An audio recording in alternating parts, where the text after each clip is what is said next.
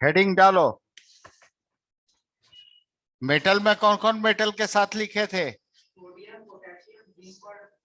ठीक। Reaction with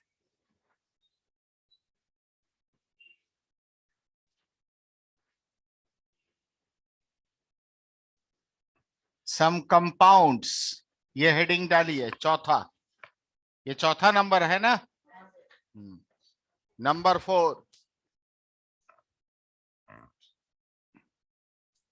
reaction with some compounds. अब कुछ कंपाउंड्स का वाटर के साथ रिएक्शन देखना है।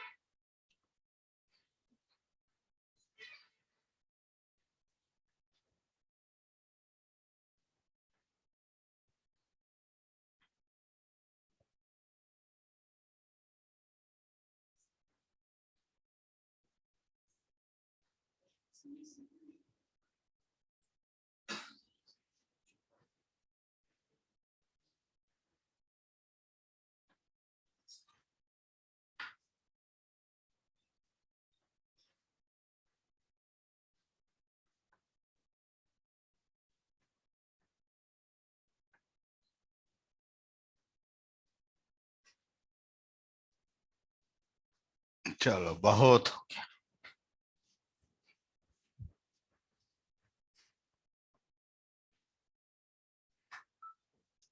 फटाफट नोट करो पहले इसको।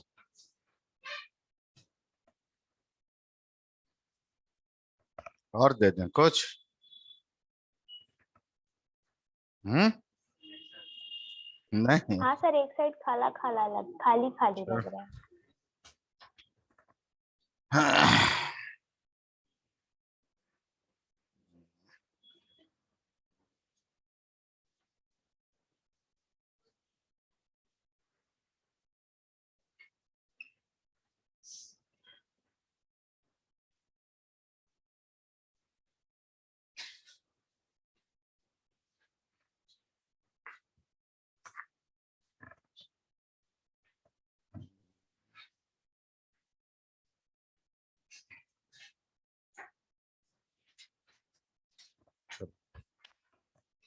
ठीक है, लिख लिए। अब 1 बाय 1 इसको डिस्कस करते हैं, उसको समझने की कोशिश भी करना है।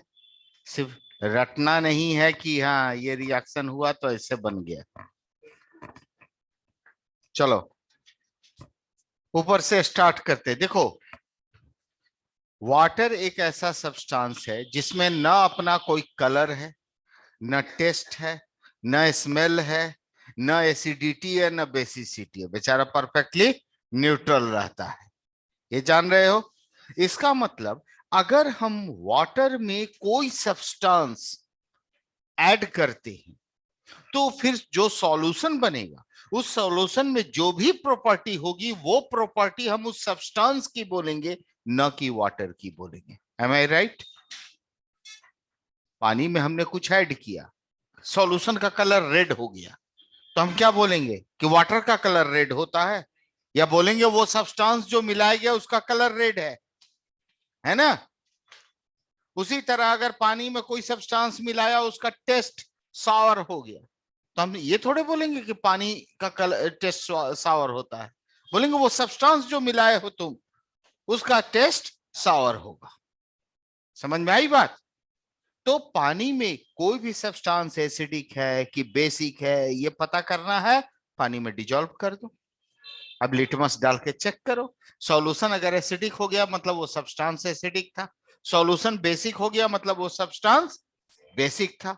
आई बात समझ में? इतनी बात क्लियर है सबको? तो अब उस पर ध्यान दो। पानी में हमने क्या किया, CO2 गैस डाल दिया, तो CO2 वाटर के साथ रिएक्ट करके क्या बनाएगा? इस कंपाउंड का नाम जानते हो? बोलो।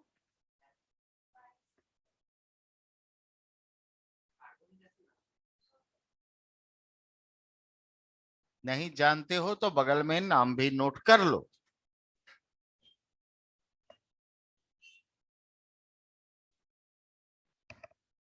Carbonic acid. ठीक है, ये तो साक्षात एसिड बन गया। पानी में CO2 डाला और सॉल्यूशन, पूरा सॉल्यूशन ही एसिड बन गया। इसका मतलब क्या हुआ? CO2 का नेचर एसिडिक होता है। ठीक है, SO2 पानी में डाला,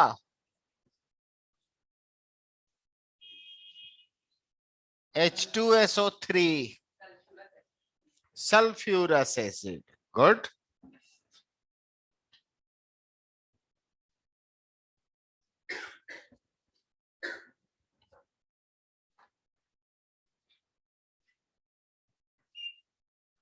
और SO3 डाला तो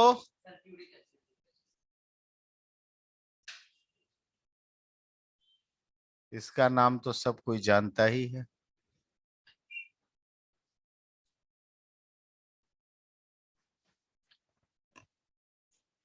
अब सुनो, ये सब क्या थे? नॉन मेटल के ऑक्साइड्स थे, है ना? हाँ, एक और है CO वाटर में डालोगे तो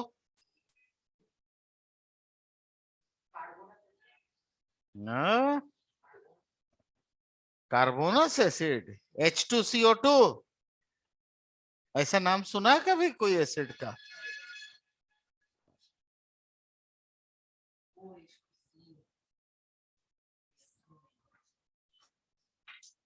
कार्बन का एकमात्र ये ऑक्साइड है, कार्बन मोनोऑक्साइड, याद रखना, जो न्यूट्रल कैरेक्टर का होता है, नाइदर एसिडिक नॉर बेसिक। आई बात समझ में? इसलिए देखो, इसको पानी में डाले कुछ नहीं हुआ। अब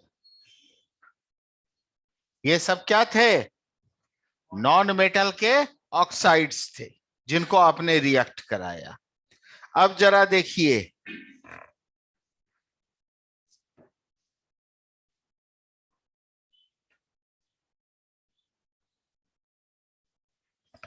यहां से यहां तक क्या नजर आ रहा है? ये मेटल्स के कोई ऑक्साइड है, कोई हाइड्राइड है, कोई कार्बाइड है, कोई नाइट्राइड है कि नहीं? और इन सब को हम पानी में डाल डाल कर चेक करना चाहते हैं कि ये क्या बन रहा है और कैसा सॉल्यूशन मिलेगा। इन सब के लिए क्या बनेगा, इसका सबसे अच्छा तरीका क्या है रिएक्शन को कंप्लीट करने का? एक H2O को तुम H2O के रूप में मत देखो, तुम ऐसे समझो कि एक वाटर में एक H+ होता है और एक OH-। তুমি কোথায়? এখন থাকো मेंटली फिजिकली? हाँ, सोच में डूबी हुई। हमने क्या बोला अभी? हाँ, एक वाटर को H2O न समझ के उसमें एक H और एक OH होता है, ऐसा समझना है। ठीक है, अब सुनो, जहां एक्टिव मेटल का कोई भी कंपाउंड हो, चाहे वो ऑक्साइड हो, चाहे हाइड्राइड हो, कार्बाइड हो, नाइट्राइड हो, सल्फाइड हो, कोई भी कंपाउंड हो, उसमें सबसे पहली नजर तुम्हारी होनी चाहिए मेटल पर। पहले मेटल को वहां से विदा करो। मेटल को कैसे विदा करोगे? वाटर के संपर्क में आया, बताओ वाटर से H चाहिए मेटल को कि OH चाहिए? तो मेटल होता है पॉजिटिव नेचर का, तो वो नेगेटिव आयन को हमेशा अट्रैक्ट करेगा, है ना? तो OH मेटल को दे दो, अब बाकी जो बचे वो दूसरे को दे दो।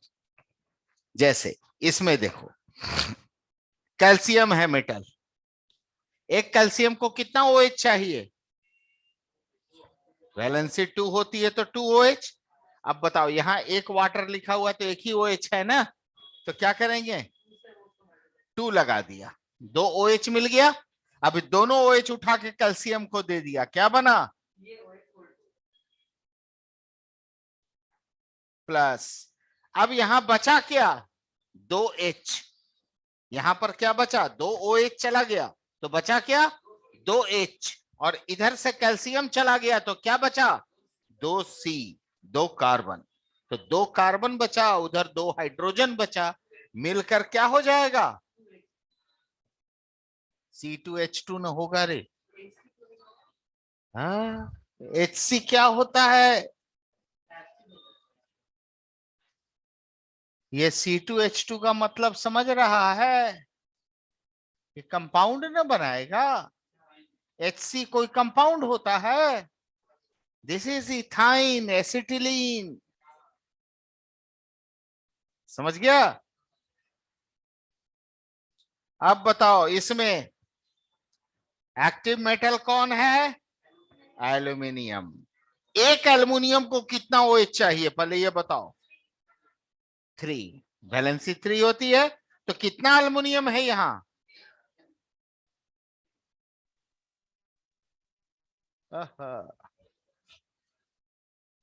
उल्टा लिखती, Al4 कर लो। एल्युमिनियम की वैलेंसी 3 होती है ना, तो इसकी वैलेंसी इसमें जाएगी और इसकी वैलेंसी इसमें आएगी। Al4C3। हाँ, तो एल्युमिनियम कितना है? 4। क्या हुआ? बंद कर दो, बंद कर दो, शो आवाज बहुत आ रही। कहा कर रहा है?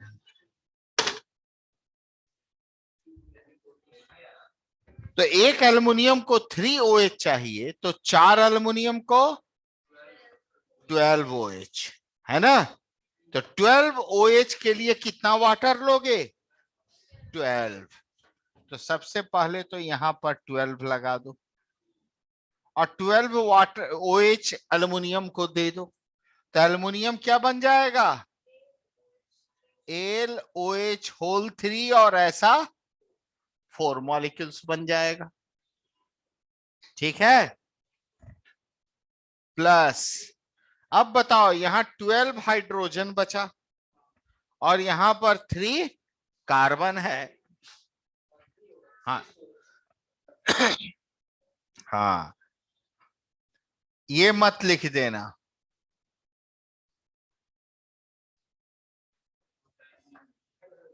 क्योंकि ये कंपाउंड ही नहीं होता है ना? अल्केन का फॉर्मूला क्या है? CnH2n+2। तो C3 है तो H अधिकतम 8 हो सकता है ना? तो तुमसे कोई पूछेगा C3H12 कौन सा कंपाउंड है, तो क्या बोलेगा? नहीं होता है? होता है, दिखाएं? देखेगा? चलो, 3 कार्बन में हम 12 ठो हाइड्रोजन जोड़ते, देख अपनी आंखों से। 1, 2, 3 कार्बन नजर आया। अब 12 हाइड्रोजन जोड़ दें। हाँ सर, इसको लग रहा है हम मजाक कर रहे हैं।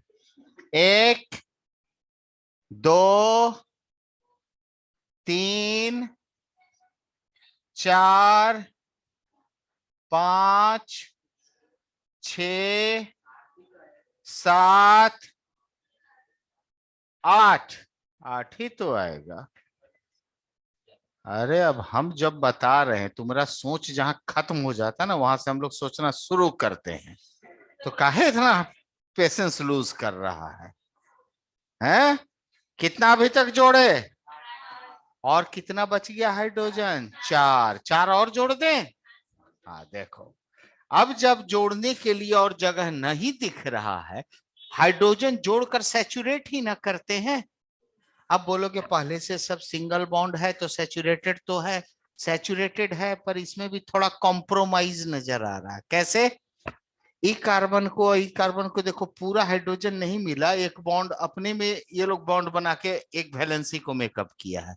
अब हाइड्रोजन है ना पर्याप्त, बोलेंगे चलो आपस में बॉन्ड अब क्यों बना रहे हो, लो एक हाइड्रोजन तुमको दे दिया और एक हाइड्रोजन तुमको दे दिया, है ना।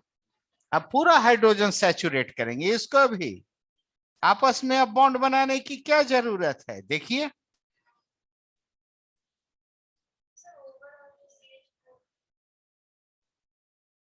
अरे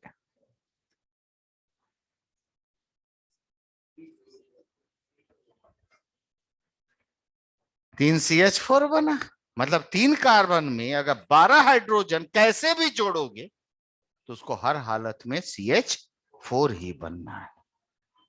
इसलिए गलती से C3H12 इंटरप्रेट नहीं कर लेना है ना। तो भाई C3 के साथ तो H8 ही तक होता है, 4 हाइड्रोजन और कहां घुसाएंगे? तुमको दिखा दिया ना कहां घुसेगा। समझ में आई बात? क्लियर? 12 हाइड्रोजन जुड़ा कि नहीं जुड़ा? किसी की वैलेंसी डिस्टर्ब नहीं हुई।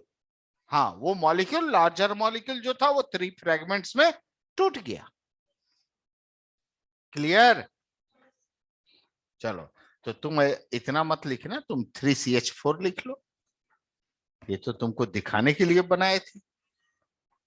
ये तो कई बार फ्लो में बच्चे C3H12 बोल देते हैं, जब हम पूछते हैं कौन सा कंपाउंड है C3H12, जरा बनाओ कंपाउंड, स्ट्रक्चर ड्रॉ करो, तब उसको लगता है कि अच्छा कुछ गलत हो गया। इसमें आ जाओ, मैग्नीशियम है हमारा मेटल, कितने OH की जरूरत है? 2 ही OH से काम हो जाएगा। अरे 2 OH तो एक मैग्नीशियम को चाहिए। टोटल OH ना बताओ, टोटल 4, तो यहां पर क्या करेंगे? 4। अब क्या होगा? पहले तो मैग्नीशियम को OH दे के यहां से विदा करो, प्लस, अब बचा क्या? 3 कार्बन और यहां 4 हाइड्रोजन, C3H4। ये कौन सा कंपाउंड है?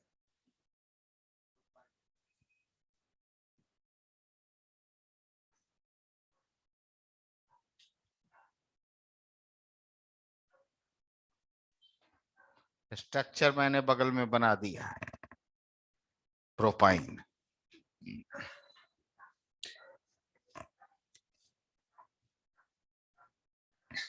सोडियम हाइड्राइड वाटर के साथ, मेटल कौन नजर आ रहा है?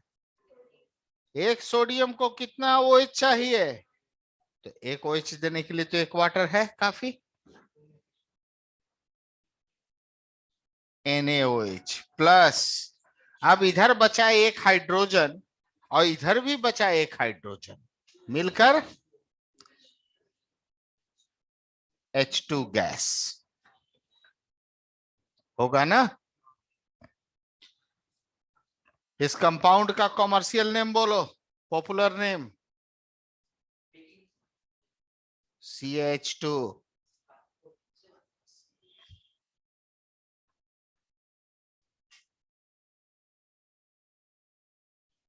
हाइड्रोलिथ, इस कंपाउंड का पॉपुलर कॉमन नेम है हाइड्रोलिथ, लिख लो HYDROLITH।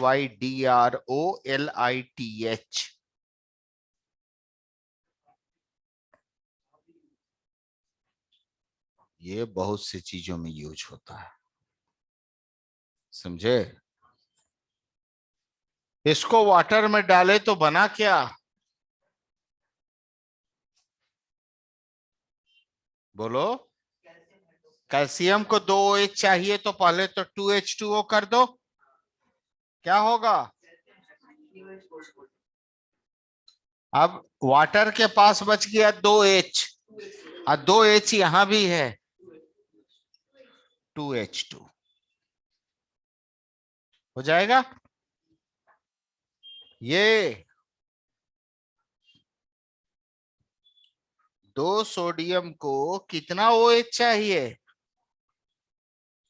4 OH चाहिए, 2 ही चाहिए ना। तो देखो यहां अभी लिखना नहीं, यहाँ 2H2O किया, दोनों सोडियम को 2 OH देकर पहले अलग कर दो, 2NaOH।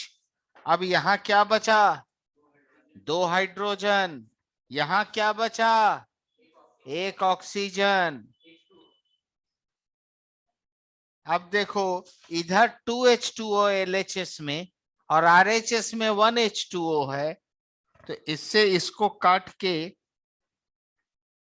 1H2O लिखेंगे कि नहीं, इधर से ये एक H2O माइनस हो जाएगा, तो नेट रिएक्शन क्या मिला, Na2O प्लस H2O, एक ही H2O से काम चल जाएगा और बन जाएगा 2NaOH।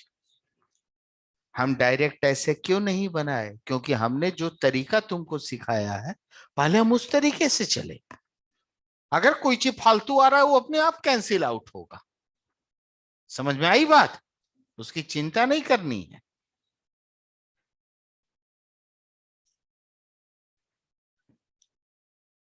Lithium nitride, 3 lithium, 3 OH चाहिए,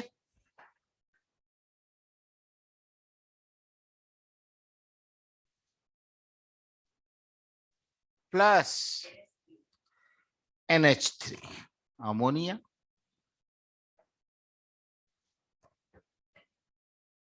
होगा ना। एल्युमिनियम नाइट्राइड, एक एल्युमिनियम को भी 3 OH चाहिए,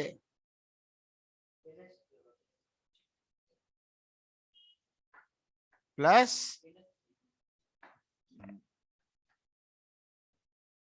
तो यहां तक तो मेटल्स वाले थे, चाहे वो कार्बाइड हो, चाहे नाइट्राइड हो, चाहे ऑक्साइड हो, कुछ भी हो, हमारा फोकस किस पर रहेगा, मेटल पर। पहले मेटल की व्यवस्था करो, पूरी व्यवस्था, और उसको अलग करो। अब देखो बचा क्या क्या, उसके अनुसार हम कंपाउंड सिलेक्ट करते थे। फिर यहां नॉन मेटल का ऑक्साइड आ गया, तो ठीक है, बताओ इन दोनों N2O5 को वाटर में डालोगे तो क्या होगा, बोलो।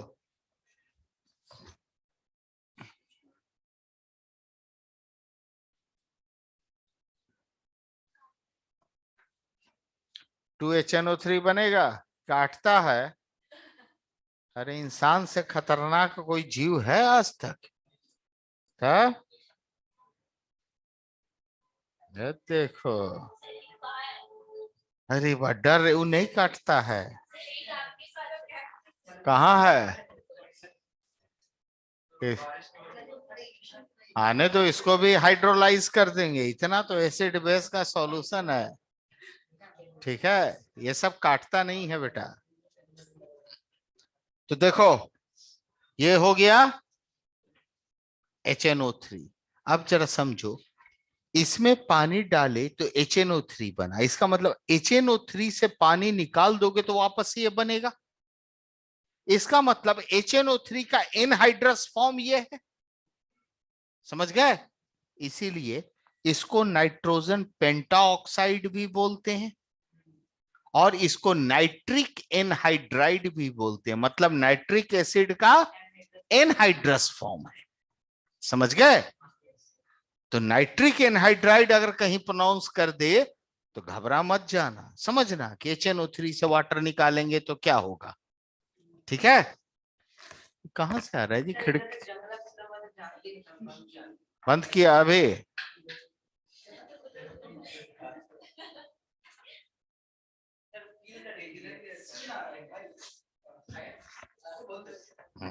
जा, नहीं उसको मार थोड़े रहे, उसको साइड कर दिया है ना, कि औकात में रहो, सरफेस पर रहो। सर नेम केमिस्ट्री, क्या इसको क्या अभी पता नहीं है कि हम केमिस्ट्री के क्लास में घूम रहे हैं, जहां चारों तरफ डेंजरस चीजें होती हैं।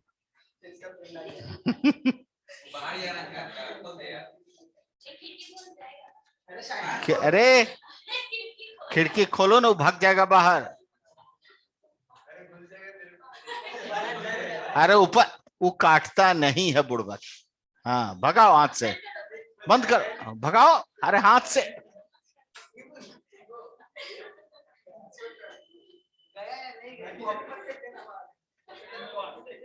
हाँ गया, बंद करो, बंद। बॉर्डर क्रॉस कर गया। चलो। सर? हाँ सर दोनों नाम क्या क्या बोले? एक नाइट्रिक एनहाइड्रस और एक नाइट्रोजन पेंटॉक्साइड और दूसरा नाइट्रिक एनहाइड्राइड, ठीक है। हाँ सर। P2O5, इसको वाटर दोगे तो क्या बनेगा?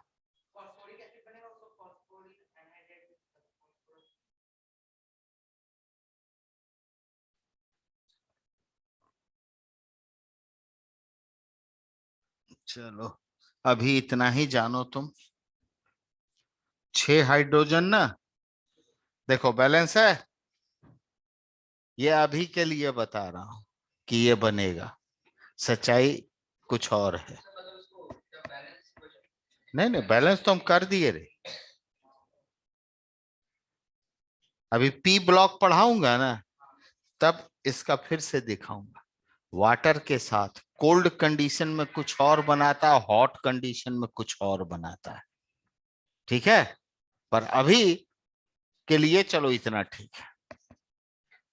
क्लियर? ये सारे रिएक्शन समझ में आ गए? वाटर के रिएक्शन देख लिए। अब एक बात याद रखना, अगर इन्हीं में से कोई भी रिएक्शन वाटर के जगह D2O के साथ दे, मतलब हेवी वाटर, D2O मतलब हेवी वाटर, तो उस केस में रिएक्शन के नेचर में बिल्कुल चेंज नहीं होगा। रिएक्शन में जो प्रोडक्ट्स बन रहे थे वही बनेंगे। बस याद रखना कि वाटर से इस बार हाइड्रोजन नहीं आ रहा है, बल्कि क्या आ रहा है? ड्यूटेरियम आ रहा है। मतलब ड्यूटेरियम में एक डी है और एक ओडी है। जितने जगह तुम OH दिए हो ना, सब जगह OD लिखना होगा, समझ गए? और बचा हुआ H जिनमें दिए हो वो सब जगह D लिखना होगा। जैसे CD4 हो जाएगा, CH4 होता है तो मीथेन बोलते हैं, CD4 हो जाएगा तो ड्यूटेरोमीथेन बोलेंगे, समझ गए? उसी तरह यहां पर H2 निकल रहा है, तो H2 कैसे बना था बताओ? एक OH तो सोडियम लेके अलग हो गया, तो यहां से यहां पर OD लेता, और यहां क्या बचता? D, और यहां क्या बचता? H। तो यहां पर H2 नहीं बल्कि HD या DH ये लिखते, समझ गए? DH भी हाइड्रोजन मॉलिक्यूल ही हुआ, जिसमें एक ड्यूटेरियम का एटम है और एक प्रोटियम का एटम है। समझ में आई बात? जहां जहां वाटर का हाइड्रोजन यूज किए हो उन सब जगह पर ड्यूटेरियम यूज करोगे। जहां जहां वाटर का OH यूज किए हो उन सब जगह पर OD यूज करोगे। बस इतना ही तो फर्क है, बाकी total nature of reaction exactly same. कोई दिक्कत समझने में है ना? तो लिखो, तुम नोट में लिख लो।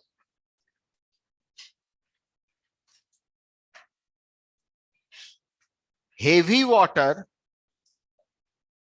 हेवी वाटर ब्रैकेट में लिख लेना D2O, also perform same reaction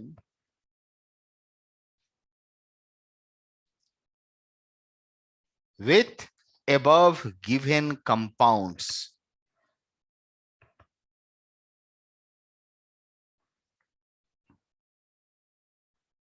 As it is happening with H2O.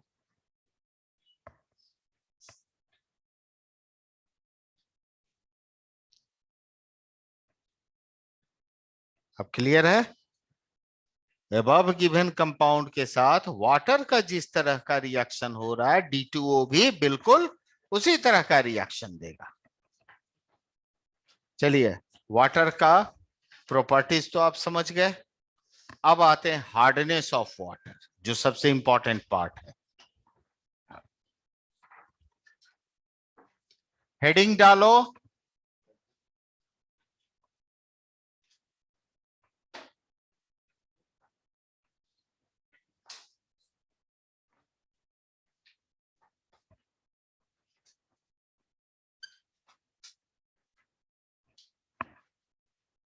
Hardness of water.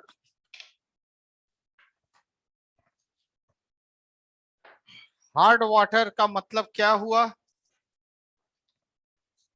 So water पानी containing को different minerals. क्या? Water containing different minerals like magnesium, iron. उसको हार्ड वाटर कहते हैं। अरे छूने से हार्ड नहीं लगेगा वाटर। सर तब तो सर वाटर ही नहीं रहेगा सर। क्यों? सर हार्ड मतलब वो तो हमको आइस तो यही लगा कि जो वाटर को छूने में हार्ड महसूस हो तो हार्ड वाटर है। हैं? नहीं सर। अच्छा, सब एक जैसा लगता है छूने में। हाँ सर। चलो ठीक है। देखिए, हम लोग वाटर का यूज नहाने के लिए, कपड़े धोने के लिए, इन सब चीजों के लिए भी करते हैं। पीने के लिए तो करते ही हैं। अपार्ट फ्रॉम दिस, जहां पर पानी में अगर साबुन डाला जाए, मतलब वाटर के कांटेक्ट में सोप आता हो। सोप क्या होता है? लार्ज फैटी एसिड्स का सोडियम या पोटेशियम सॉल्ट। है ना? 10th में पढ़े थे ना, सोडियम एस्टियरेट, सोडियम पामीटेट, ये सब क्या था? सर सोप मॉलिक्यूल्स था। नहीं, कैसे पढ़ा है? सर नहीं सर, मतलब सिलेबस से निकाल दिया तो मतलब कोई पढ़ाया ही नहीं। निकाल दिया तो मना थोड़े किया था कि मत पढ़ना। सर पर कोई पढ़ाया नहीं सर, खुद कुछ अपने समझ से में नहीं आया। पढ़ता। सर अच्छा पढ़े थे सर, कुछ चलो। समझ में नहीं आया। अच्छा चलो, कोई बात नहीं, मैं पढ़ा दूंगा। तो सोडियम या पोटेशियम का large carboxylic acid, large hydrocarbon chain वाला कार्बोक्सिलिक एसिड, उसका ये सॉल्ट होता है सोप। ठीक है? अब सोप जब वाटर के कांटेक्ट में आता है, कभी तुम अगर प्रैक्टिकली विजुअलाइज किए होगे कि जैसे कपड़ा वगैरह धोना है, मान लो कि स्नान करने गए, सोचे चलो रुमाल है, गंजी है, इसको धो लेते हैं अपने से, है ना? कपड़े को पानी से भिगोया, सूखे कपड़े पे तो साबुन, रिन साबुन नहीं ना रगड़ने लगोगे, कपड़े को पानी से भिगाते हो, और तब जब उस पर साबुन रगड़ते हो तो वाटर के कांटेक्ट में सोप आया, तुम देखोगे कि अरे साबुन घसते जा रहे हैं, झाग नहीं बन रहा है, लेकिन उजला उजला छोटा छोटा टुकड़ा जैसा पानी के साथ बह रहा है। That is called scum formation. पपड़ी जैसा उजला उजला छोटा छोटा प्रेसिपिटेट्स रहेगा, दैट इज स्कम। समझ गए? तो ये क्यों स्कम बन रहा है भाई? इसका मतलब पानी में कुछ है ऐसा जो इस सोप के साथ रिएक्ट करके स्कम फॉर्मेशन कर रहा है। अब जब तक पानी में वो चीज पूरी तरह यूजअप ना हो जाए, तब तक तो स्कम बनता रहेगा।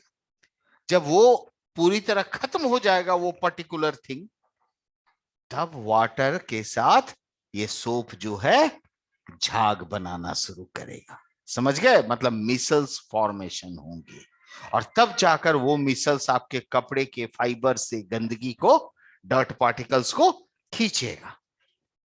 नहीं तो सोचो, कपड़े में साबुन लगाया और हाथ से रगड़ रहे हैं, पता चला कुछ झाग उग बन ही नहीं रहा है, तो ऐसे ही समझ में आ जाता कि लगता है पता नहीं साबुन नकली है कि क्या है, गंदगी तो कपड़े का निकलेगा नहीं जब तक झाग नहीं बनेगा, है ना? झाग बनता है तब ना, उसके बाद रींज करते हो तो देखते हो ब्लैक सोपी वाटर निकलता है, गंदगी को लिए हुए निकलता है। तो हमको साफ पता चल जाता है कि कपड़ा साफ हो रहा है। समझ गए? तो हार्ड वाटर की पहचान है स्कम फॉर्मेशन करना, और स्कम फॉर्मेशन के द्वारा होता क्या है? वेस्टेज ऑफ सोप, साबुन का बर्बादी। जहां पर थोड़ा साबुन लगाने से काम चलता, वहां 5 गुना साबुन लगाना पड़ा। क्यों? क्योंकि 4 गुना साबुन तो चला गया स्कम फॉर्मेशन में, वाटर का हार्डनेस दूर करने में, और तब जाकर फिर प्रॉपर झाग वगैरह बनना शुरू हुआ, और तब कपड़ा की सफाई हुई। इसलिए hard water is practically not good for our daily uses. ठीक है? और जहां बॉयलर्स होता है ना, जहां पानी लार्ज अमाउंट में जमा करते हैं, उसको गर्म करते हैं, बॉयल कराते हैं, तो बॉयलर्स में भी उसके inner wall of the container पर हार्ड वाटर जो है एक लेयर बनाता चला जाता है, डिपॉजिट करता जाता है, और बाद में उसी लेयर की वजह से वो बॉयलर का क्रैक होने का भी चांस होता है। इसलिए हार्ड वाटर किसी भी स्थिति में अच्छी बात नहीं है। आइए देखिए, इस हार्डनेस को भी वैज्ञानिकों ने 2 पार्ट में बांट दिया। एक को कहा टेम्पररी हार्डनेस, और दूसरे को कह दिया परमानेंट हार्डनेस। तो पहले लिखो,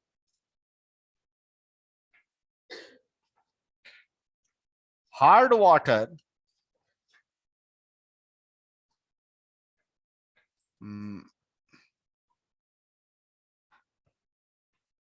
exhibit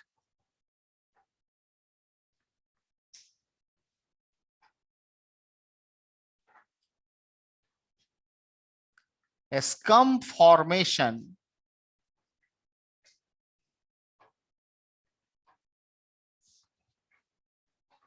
with soap that is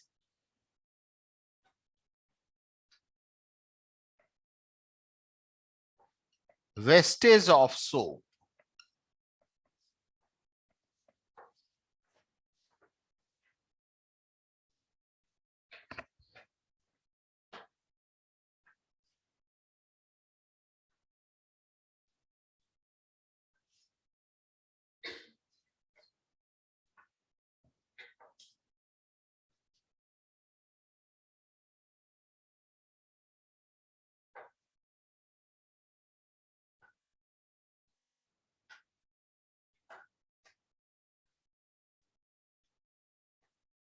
ध्यान दो, ये CH3, उसके बाद CH2 होल 14 का मतलब क्या हुआ? CH3 के बाद सिंगल बॉन्ड CH2, फिर सिंगल बॉन्ड CH2, फिर सिंगल बॉन्ड CH2, ऐसा करते करते 14 CH2 डालना है। तो चेन काफी लंबा ना हो जाएगा, इसलिए हमने ऐसे लिख दिया। कौन काटे? नहीं रही, ब्रैकेट से घेरे हैं। तुम यहां भी कर लो ऐसे, क्या दिक्कत है ना? काटना है उसको नहीं कहते हैं। CH2 portion must be with in the bracket, और उसी को क्या लिखा है? होल 14, मतलब 14 CH2, और तब जाकर क्या आया? COOH। तो अब जरा देखो, ये COOH के कार्बन को लेकर देखोगे तब तो टोटल 16 कार्बन हो गए, पर COOH मेन फंक्शनल ग्रुप है, उसके अलावा कितने कार्बन हैं? 15। तो इसको कहते हैं पामीटिक एसिड। इसका कॉमन नेम क्या है? पामीटिक एसिड। ठीक है?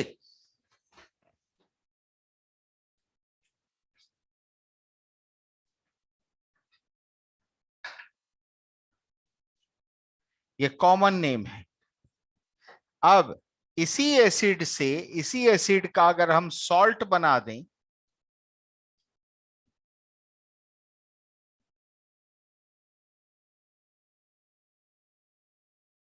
तो सॉल्ट, सोडियम सॉल्ट बनाना चाहते हैं तो क्या बनेगा? COO- और Na+। तो इसका नाम क्या होगा? सोडियम पामीटेट।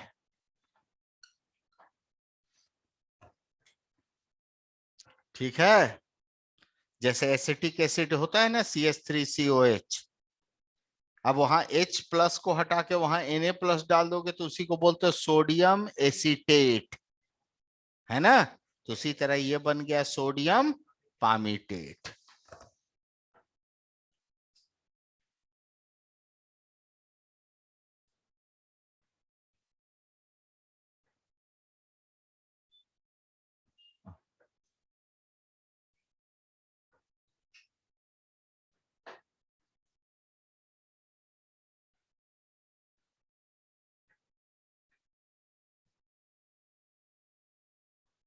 स्टेरिक एसिड,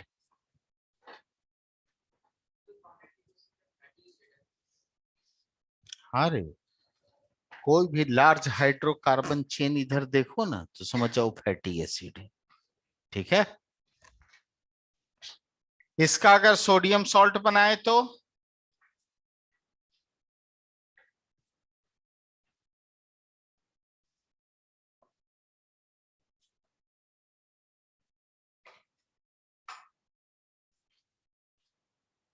ये क्या हो जाएगा, सोडियम एस्टियरेट।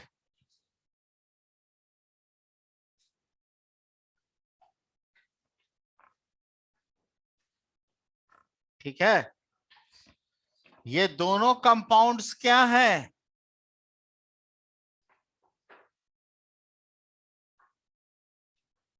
सोप है। समझ गए, ये दोनों कंपाउंड सोप हैं। अब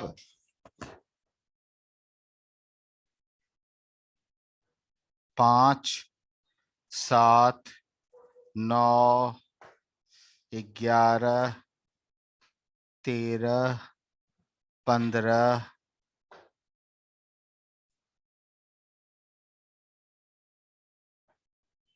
ये देखो सोडियम पामीटेट को हमने लिखा है बॉन्ड लाइन स्ट्रक्चर में, इस एसिड बने इस सोप को, समझ रहे हो। अब बताओ इसको पानी में डालोगे तो क्या होगा, 5, 7, 9, 11, 13, अरे 5, 7, 9, 11, 13, 15, हाँ ठीक, 15 ऐसा बनेगा।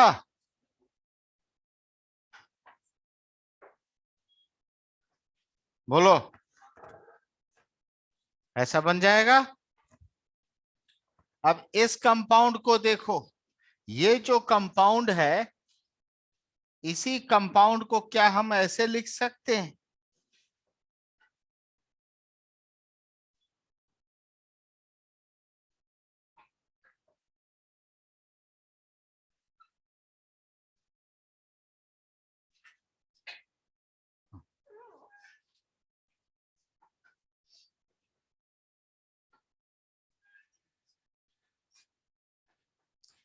ऐसे लिखने का मतलब और पर्पस क्या है हमारा, देखिए दो पार्ट में इसको हम बांट रहे हैं, एक इस तरफ से लेके यहां तक का पार्ट और दूसरा पार्ट है ये जो गोला जैसा बनाए हैं, समझ रहे हो। इसको कहेंगे आयनिक और पोलर पार्ट, बोलेंगे कि नहीं। और ये वाला पार्ट प्योर हाइड्रोकार्बन है ना, तो ये क्या हो जाएगा, नॉन आयोनिक और नॉन पोलर पार्ट। ये नॉन आयनिक पार्ट है, ये आयनिक पार्ट है। जरा देखो, सोप में, सोप पानी में गया, दो पार्ट में टूटा, एक कटायन एक एनायन। कटायन जनाब ये थे, इनको किसी से कोई मतलब नहीं, Na+ बन के पानी में तैरता रहेगा, इसका कोई रोल नहीं है। रोल किसका है, एनायनिक पार्ट का। अब ये एनायनिक पार्ट को फर्दर हम दो पार्ट में बांट कर देख रहे हैं। एक उसका पोलर वाला पार्ट जो एक किनारे पर लगा हुआ है, और बाकी पूरा पार्ट नॉन पोलर पार्ट है। पोलर पार्ट जो होगा इसी को तुम कहते हो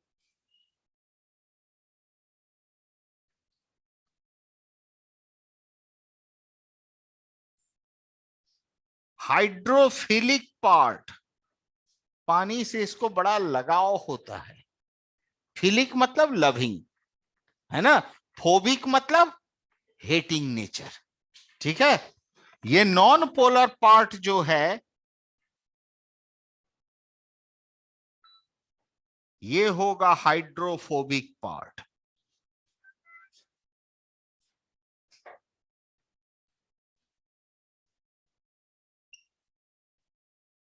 मतलब वाटर हेटिंग नेचर का। हाइड्रो मतलब वो,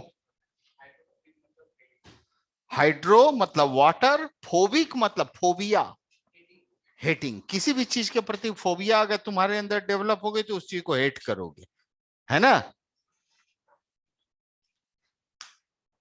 अब देखो ये एनायनिक पार्ट में दोनों लक्षण है। इसका कुछ पार्ट पानी को बड़ा पसंद करता है और कुछ पार्ट पानी को हेट करता है। दूसरी बात, ये जो हाइड्रोफोबिक पार्ट है ये लार्ज जिगजैग चेन के रूप में है। होगा कि नहीं। अल्केन जो होता है तो वो क्या होता है, जिगजैग चेन के रूप में होता है। अब देखिए ऐसे ऐसे 50 से लेकर करीब 150, 50 to 150 के अराउंड इस तरह के एनायनिक पार्ट्स एक जगह जमा हो जाते हैं, समझे। और जमा होते हैं तो किस तरह का स्ट्रक्चर बनता है जरा सोचो।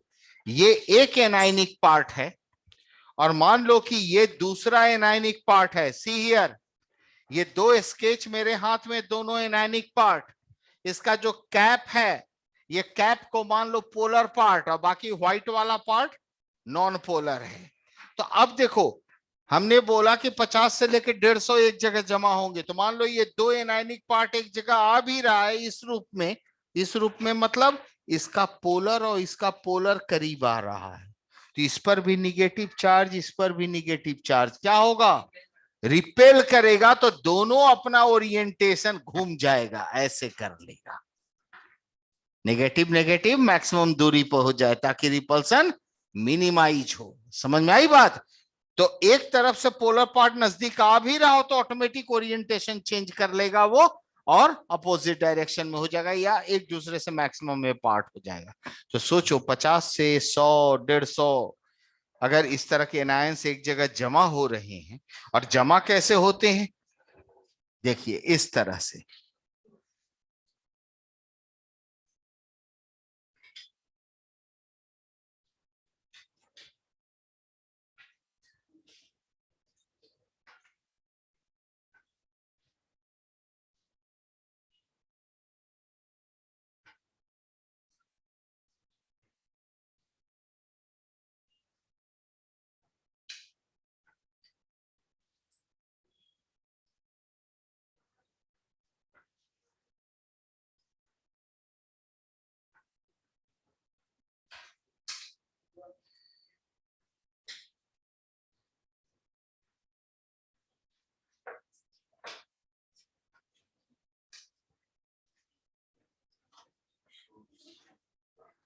देखो सब पर माइनस चार्ज है, पर ये क्लोज कैसे आते हैं, जब लाइक चार्ज वाले हैं तो क्लोज क्यों आएंगे, लेकिन ये नजदीक जैसे ही पहुंचते हैं ना तो इनका ये जो जिगजैग पार्ट है वो एक दूसरे में इंटेंगल्ड हो जाता, फंसने लगता है। और फंसने लगता है तो फिर वो जुड़ जाते हैं, समझ गए। तो इस तरह से 50, 60, 80, 100, 150 जुड़ गए। अब जुड़े तो जरा गौर कीजिए यही वाला हिस्सा कैसा बन गया जहां पर ये एक दूसरे को ओवरलैप कर रहे हैं। ये मेश लाइक स्ट्रक्चर बन जाएगा, जाल जैसा। कभी अगर तुम जानते होगे कुएं में बाल्टी और डोरी डालकर पानी खींचते हैं ना, कभी कभी हाथ से रस्सी छूट जाता है तो बाल्टी रस्सी के साथ कुएं में और कुएं के वो बॉटम में चला जाता है ना। बाल्टी भी गई, रस्सी भी गया। अब उसको निकालने के लिए, हाँ, उसको झग्गर कहते हैं, है ना। उसमें बहुत वेरियस वेरियस डायरेक्शन में देखो कांटा जैसा निकला रहेगा, लोहे का बना हुआ होता है। उसमें रस्सी बांधते हैं ऊपर और उसको अंदर डालते हैं, है ना, डीप इनसाइड द वेल। और भारी होता है तो अंदर चला जाता है। और उसके बाद उसको रस्सी को ऐसे हिलाते हैं ताकि कोई ना कोई कांटा में तो बाल्टी या रस्सी फंसेगा। और उसको खींच के देखते हैं, अगर वजन बढ़ गया मतलब फंस गया है। धीरे धीरे बहुत बिना एकदम हिलाए हुए उसको अस्थिर से खींचते हैं। पानी से ऊपर आते ही समझ में आ जाता है अरे बाल्टी फंसा है या रस्सी फंसा है। उसको आहिस्ता आहिस्ता खींच लेते हैं ऊपर। तो वो क्या है, एक्चुअली वो मेश लाइक स्ट्रक्चर है। वो कैसे घूमेगा तो कोई ना कोई कांटा उसको फंसा ही लेगा, क्योंकि उसमें ऑल पॉसिबल डायरेक्शन में कांटा बनाया रहता है। उसी तरह का यहां बन जाता है। अब क्या होता है, इसी को, ये जो पूरा बना ना बेटा, ये पूरा, इसको कहते हैं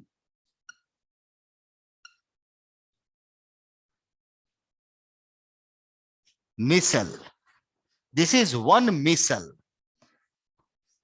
हाँ, मतलब वन मेश लाइक स्ट्रक्चर। तो साबुन जब तुम लगाते हो ना कपड़े में धोने के लिए, गंदगी दूर करने के लिए, तो तुम ऐसा तो नहीं करते हो कि साबुन को थोड़ा ऐसे सटा दिया, एक बार हो गया, साबुन तो लगा दिया।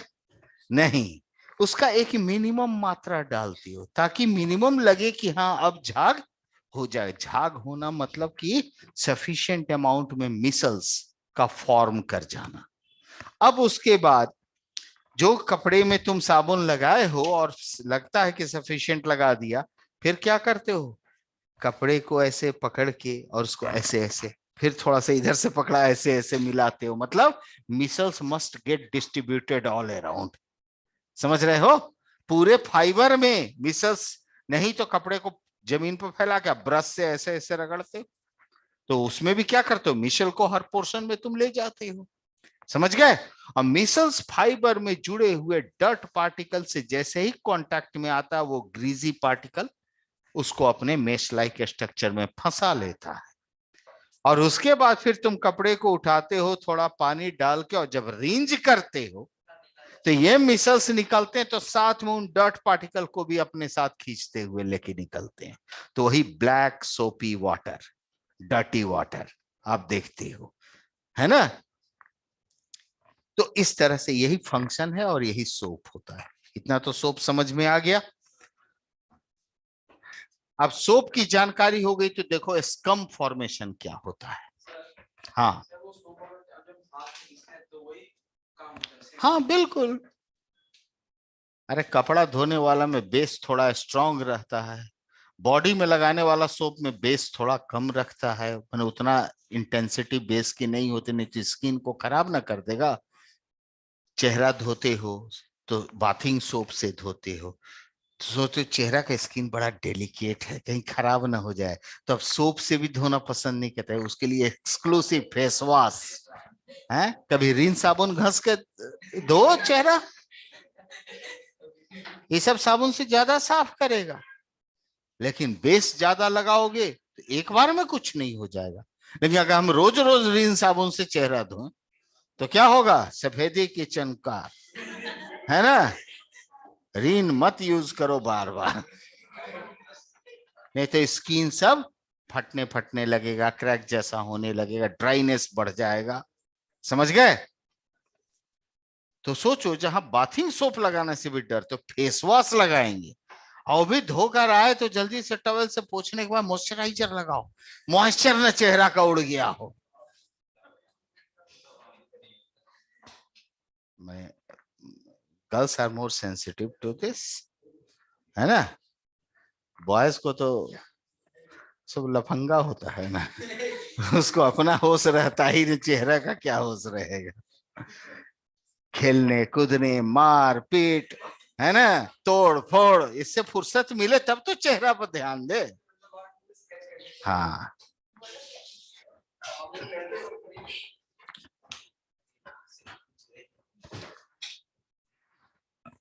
चलो,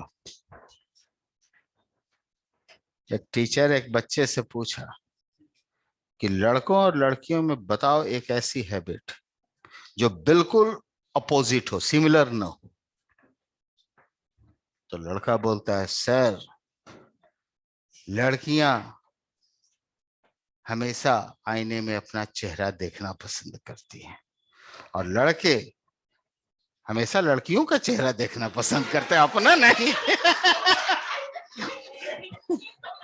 लड़कियां कभी लड़कों का चेहरा देखना पसंद नहीं करती, लेकिन लड़के हमेशा लड़कियों का चेहरा देखना।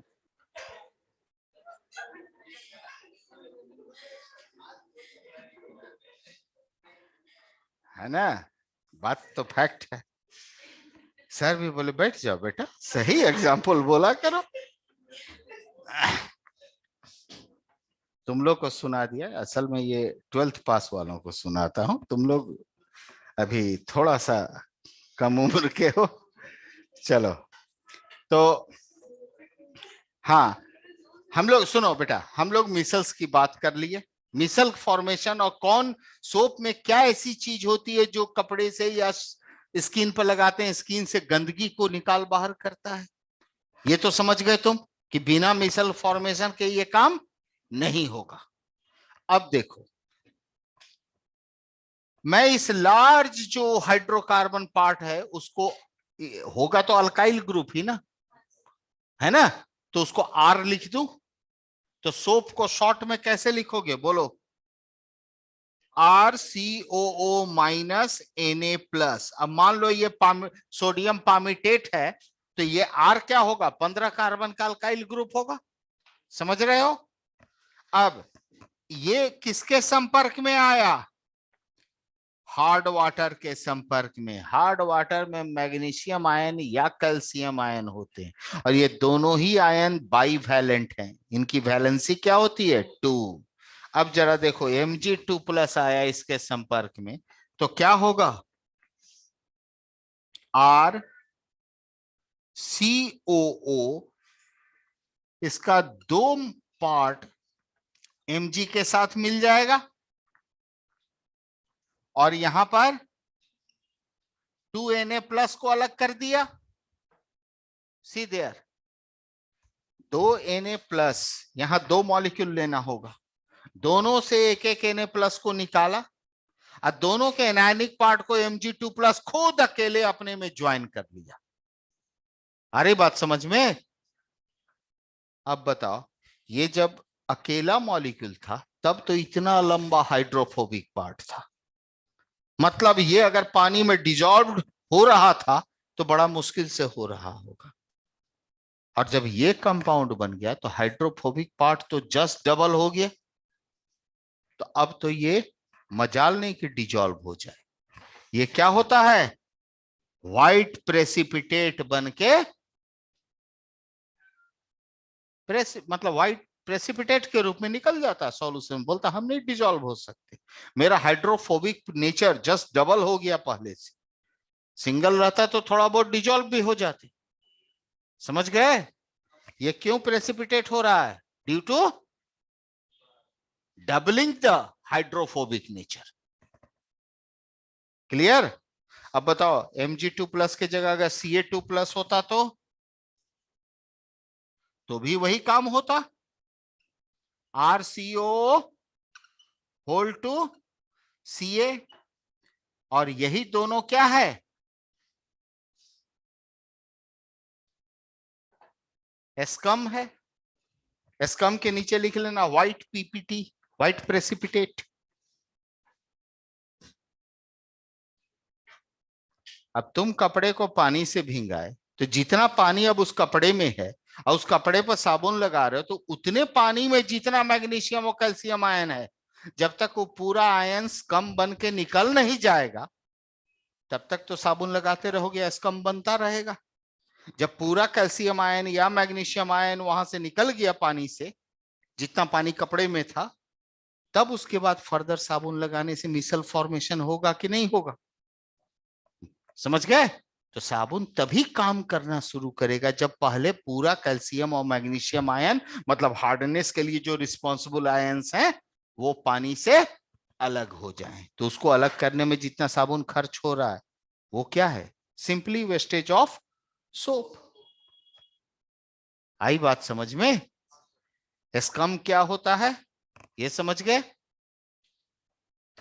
चलो, अब इतना समझ गए तो हम लोग टेम्पररी हार्डनेस से शुरू करें। लिखो, two types of hardness in water. Two types of hardness in water.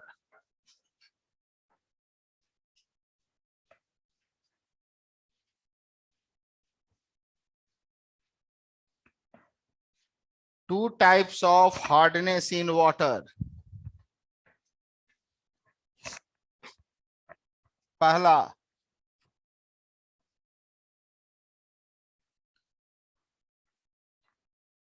Temporary hardness.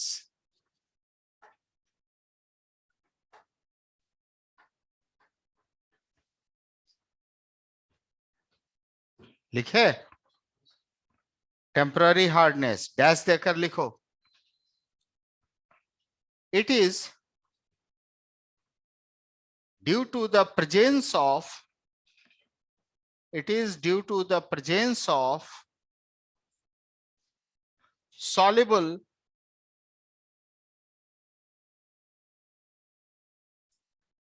MgHCO3 मतलब मैग्नीशियम बाइकार्बोनेट और CaHCO3 calcium bicarbonate. It is due to the presence of soluble magnesium bicarbonate और calcium bicarbonate, है ना? पानी में इन दोनों में से कोई भी रहा तो बोलोगे टेम्पररी हार्डनेस है। तो साथ ही साथ इसका रिमूवल का प्रोसेस भी यही देख लेते हैं। टेम्पररी हार्डनेस को दूर करना हो पानी से तो कैसे दूर करेंगे? तो लिखो, removal of temporary hardness.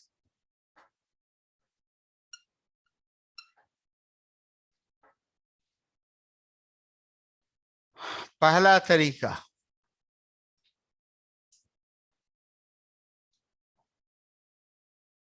simply by boiling।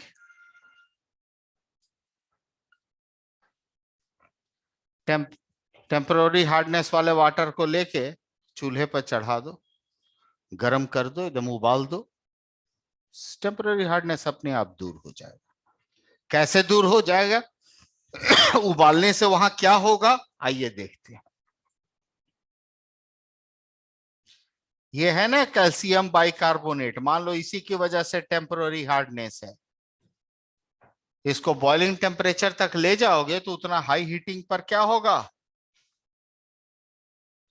ये बन जाएगा कैल्शियम कार्बोनेट प्लस वाटर, तो वाटर में मिल जाएगा, और प्लस CO2 गैस निकलेगा। और कैल्शियम कार्बोनेट हम जानते हैं कि इनसॉल्युबल इन वाटर होता है, तो वो प्रेसिपिटेट हो जाएगा। ठीक है, तो इस तरह से टेम्पररी हार्डनेस दूर। Same thing will happen in case of magnesium bicarbonate.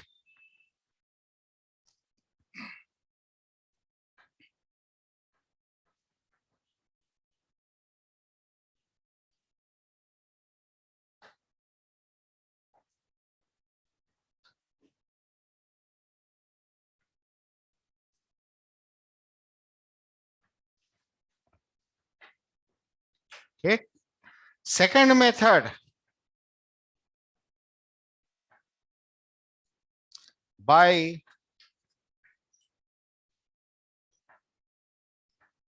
Clarks process.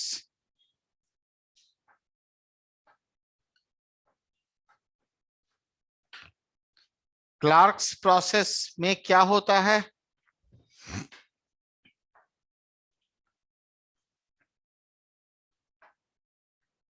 Here we add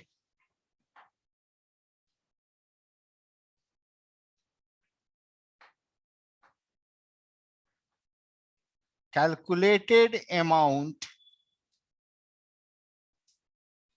of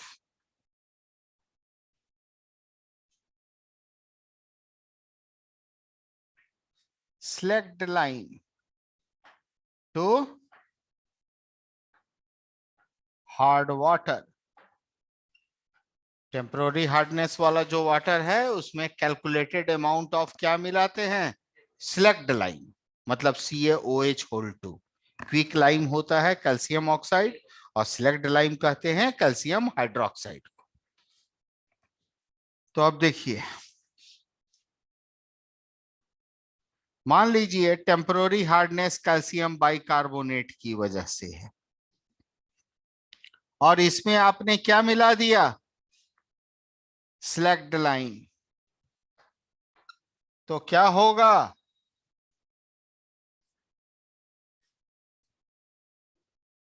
ये कैल्शियम और ये कैल्शियम, दोनों कैल्शियम एक एक कार्बोनेट लेकर कैल्शियम कार्बोनेट बनके प्रेसिपिटेट हो जाएगा।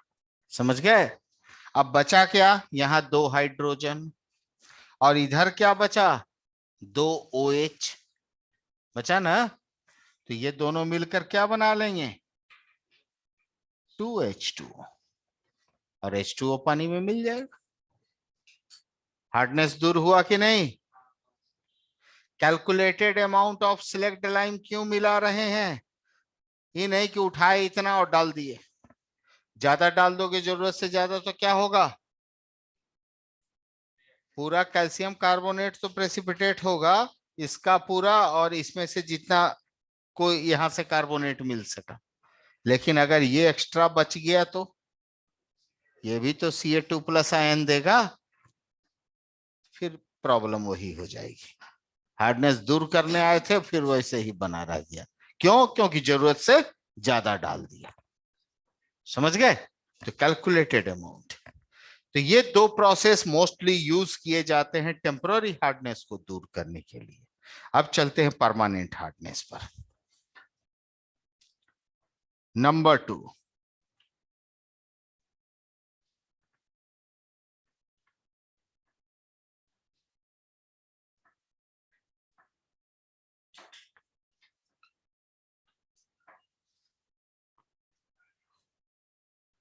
it is due to the presence of, ये किसकी उपस्थिति के कारण होता है परमानेंट हार्डनेस, कैल्शियम क्लोराइड या मैग्नीशियम क्लोराइड या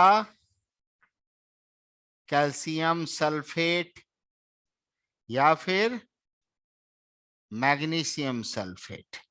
मतलब कोई आपसे पूछे कि what is the reason behind permanent hardness of water, तो आप बोलोगे permanent hardness of water is caused due to the presence of soluble calcium और मैग्नीशियम क्लोराइड्स और सल्फेट्स।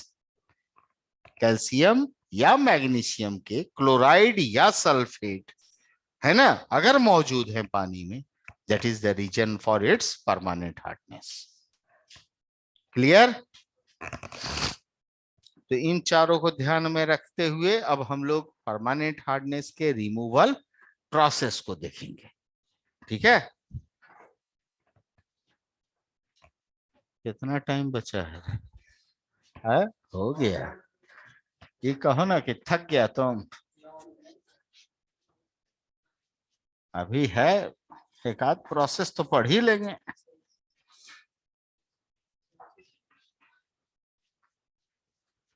अपन 10 मिनट एक्स्ट्रा ही पढ़ लेगा तो कौन बड़ा इंडाइजेशन हो जाएगा। हाँ कल, हाँ 4 बजे सुबह तक पढ़ नहीं रहा था।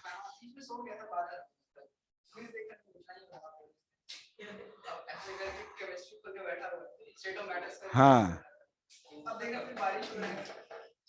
तो क्या था, फिर नींद आने लगा तो ठंडा पानी। चलो लिखो,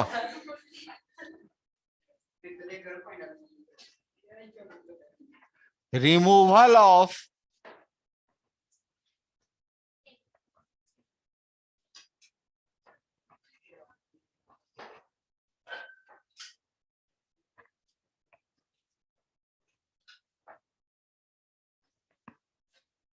परमानेंट हार्डनेस। अरे हाँ,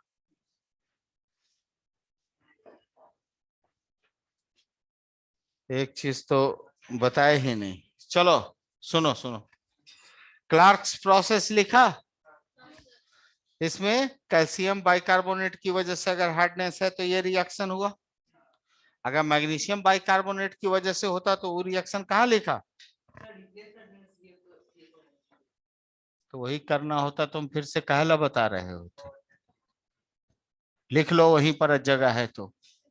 अगर मैग्नीशियम बाइकार्बोनेट की वजह से टेम्पररी हार्डनेस है और उसमें तुम सिलेक्ट लाइम मिला रहे हो तो रिएक्शन ये होगा। देखो प्रोडक्ट क्या बनेगा, CaCO3 precipitate plus MgOH2 precipitate plus CO2 plus H2O। इस बार ऐसा क्यों हो गया? मैग्नीशियम का हाइड्रोक्साइड और कार्बोनेट दोनों प्रेसिपिटेट होता है। जरा देखो फर्स्ट मेथड में मैग्नीशियम का तो कार्बोनेट ही ना प्रेसिपिटेट हुआ था, तो फिर यहाँ क्यों नहीं कार्बोनेट प्रेसिपिटेट हुआ? तो मैग्नीशियम का जब कार्बोनेट और हाइड्रोक्साइड दोनों प्रेसिपिटेट होता है तो जल्दी कौन प्रेसिपिटेट होगा? जिसका केएसपी वैल्यू जितना कम होगा वही ना केएसपी वैल्यू जल्दी रीच होगा, और केएचपी वैल्यू जल्दी रीच हो जाएगा तो प्रेसिपिटेशन स्टार्ट हो जाएगा।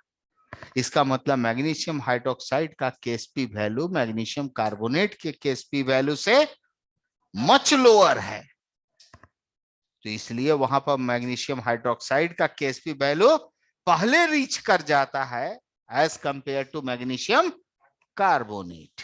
आई बात समझ में? तो जो पहले रीच कर गया वो वहीं प्रेसिपिटेशन स्टार्ट हो गया, तो वहां कार्बोनेट बनने का मौका ही नहीं मिलता है, हाइड्रोक्साइड के रूप में ही प्रेसिपिटेट हो जाता है। क्लियर? हाँ, तो कॉपी पेस्ट मत करना, सतर्क रहना। हमको अचानक याद आ गया तब ना, नहीं तो यही बता के निकल जाता है और आ जाता है वो वाला, क्योंकि वही टिपिकल होता है, पूछता वही है। चलो नोट कर लिए इसको सब।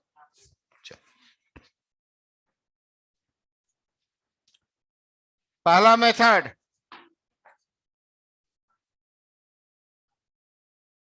लिखो, by adding sodium carbonate. Sodium carbonate हम बाहर से परमानेंट हार्डनेस वालों में डालेंगे तो देखो क्या होगा। क्या?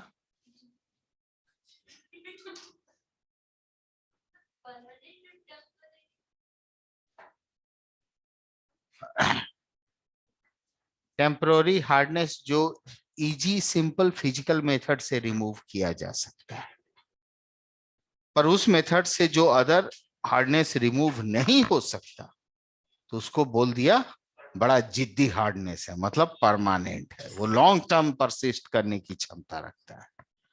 समझ गए? अब नाम रखने वाला कुछ सोच के रखा हो, तुम उसमें क्यों माथा घुसा रही हो? देखो एम यहां क्या हुआ, कैल्शियम और मैग्नीशियम दोनों हो सकता है, हम कॉमनली लिख रहे हैं M is the metal, metal का क्लोराइड या मेटल का सल्फेट, यही ना लेना है। तो ये रिएक्शन होगा तो क्या बनेगा, और ये प्रेसिपिटेट हो जाएगा। उसी तरह अगर सल्फेट होता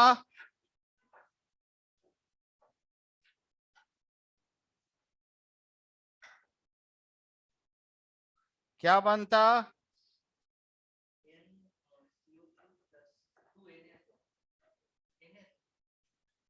Na2SO4 रे, है ना? तो मेन जो हार्डनेस वाला आयन था वो तो बाहर हो गया प्रेसिपिटेट के रूप में। अब अंदर Na2SO4 घुला हुआ, कोई प्रॉब्लम नहीं है, क्योंकि न सोडियम से हमें कोई ऐतराज है और न सल्फेट से ऐतराज। ठीक है।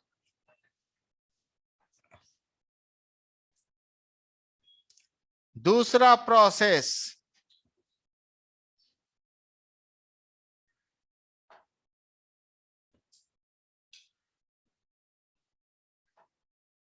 कैलगॉन प्रोसेस। कैलगॉन प्रोसेस क्या है? ये कैलगॉन वर्ड कहां से आया? देखो, असल में कोई एक सब्सटेंस था जिसको पानी में, हार्ड वाटर में, वो कुछ और अपना एक्सपेरिमेंट कर रहे होंगे, डिजोल्व किए। और डिजोल्व किए तो उन्होंने ऑब्जर्व किया कि नहीं, तो हार्डनेस ही दूर हो गया वाटर का।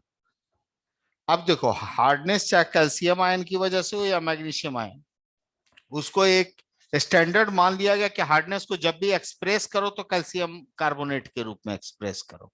मतलब मान लो मैग्नीशियम क्लोराइड की वजह से हार्डनेस है, तो मैग्नीशियम क्लोराइड कितना ही मिली इक्विवेलेंट घुला हुआ है, तो उतना ही मिली इक्विवेलेंट हम कैल्शियम कार्बोनेट ले लेंगे। अब बोलेंगे कि हार्डनेस उसके टर्म्स में एक्सप्रेस करेंगे। समझ गए? मतलब एक जनरल मान लिया कि कैल्शियम की वजह से हार्डनेस होता है पानी में। अब वो अचानक से उस सब्सटेंस को मिलाया, बोले अरे हार्डनेस दूर हो गया, तो अचानक से उनके मुंह से निकला कैल्शियम गॉन। पानी से कैल्शियम, जैसे आर्किमिडीज बोला था ना यूरेका, वैसे ही ये इनके मुंह से अचानक से निकल पड़ा कैल्शियम गॉन। लोगों ने पूछा क्या बोल रहे हो? बोला अरे यार देखो, ये सब्सटेंस मिलाओगे ना तो हार्डनेस ही दूर हो जाता है, इसीलिए हमारे मुंह से निकला कैल्शियम गॉन। हाँ, तो कैल्शियम से कैल वर्ड ले लिया और गॉन से गोन, कैलगॉन। समझ में आया? अब आज के डेट में क्या कोई पूछेगा what do you mean by Calgon, तो ही नहीं बोलोगे Calgon was a special sentence spontaneously coming out of the mouth of a scientist. लिखो, कैलगॉन इज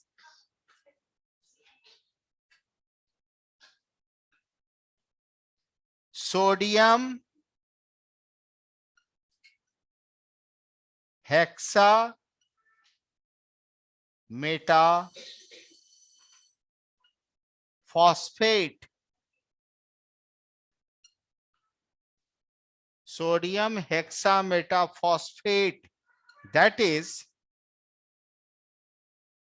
Na6P6O18 और Na6PO3 होल 6 और Na2 Na4 PO3 whole 6. This is sodium hexametaphosphate. Formula तो रटना पड़ेगा, हाँ? रटने की कोई आवश्यकता नहीं है। ये कौन सा एसिड है? देखो, बोलो, फॉस्फोरिक एसिड है ना? तो इससे तीनों हाइड्रोजन को निकाल दोगे तो क्या बनेगा? तो इसको क्या कहते हो? Phosphate ion. ठीक है। H3PO3 को क्या कहते हो? ये फॉस्फोरिक एसिड था तो ये फॉस्फोरस एसिड, इसी को ऑर्थोफॉस्फोरस एसिड भी कहते हैं। तो फॉस्फोरस एसिड से तीनों हाइड्रोजन निकाल दें, इसको क्या बोलेंगे? हाँ, फॉस्फोरस एसिड, सॉरी, फॉस्फोरस ओहो, आयन लिखना है ना, ये फॉस्फेट था, ये फॉस्फाइट आयन, जैसे SO4 को बोलते हो sulphate ion, SO3 minus sulphite ion, उसी तरह ये फॉस्फेट आयन और ये फॉस्फाइट आयन। अब जानो HPO3 इसको कहते हैं मेटा फॉस्फोरिक एसिड। तो अब बताओ इससे H+ निकालोगे तो क्या बनेगा? PO3 सिंगल माइनस, और इसको क्या बोलेंगे? Meta phosphate ion. तो जरा समझ लीजिए, PO3 पर 1 माइनस हो तो मेटाफॉस्फेट आयन है, और 3 माइनस हो तो फॉस्फाइट आयन है। यहां बताओ तो PO3 पर कितना माइनस होगा? तो जरा देखो, Na पर 1 प्लस होता है, तो यहाँ टोटल 6 प्लस है, तो यहाँ 6 माइनस होना चाहिए। तो इसका मतलब एक PO3 पे 1 माइनस, समझ रहे हो? तो इसका मतलब ये मेटाफॉस्फेट आयन है, और सोडियम के साथ सॉल्ट बना रहा है, तो नाम क्या होगा? सोडियम मेटाफॉस्फेट। अब ये 6 की मात्रा में सॉल्ट बना रहे हैं, तो नाम क्या होगा? Sodium hexametaphosphate. समझ में आया? उसी को लिखने का तरीका ये 3 है, कभी ऐसे लिखेगा, कभी ऐसे लिखेगा, कभी ऐसे लिखेगा। लिखने का कारण भी बताऊंगा कैसे, क्यों लिखता है। चलो, तो कैल्गोन प्रोसेस से कैसे दूर करेंगे हार्डनेस को, अब इसको अगले क्लास में हम लोग देखेंगे। हाँ, क्लास होगा एज पर शेड्यूल, नोटिस तो डाल दिए हैं, ग्रुप में नहीं देखा है? हैं? तो घर पर देखना। Okay, thank you.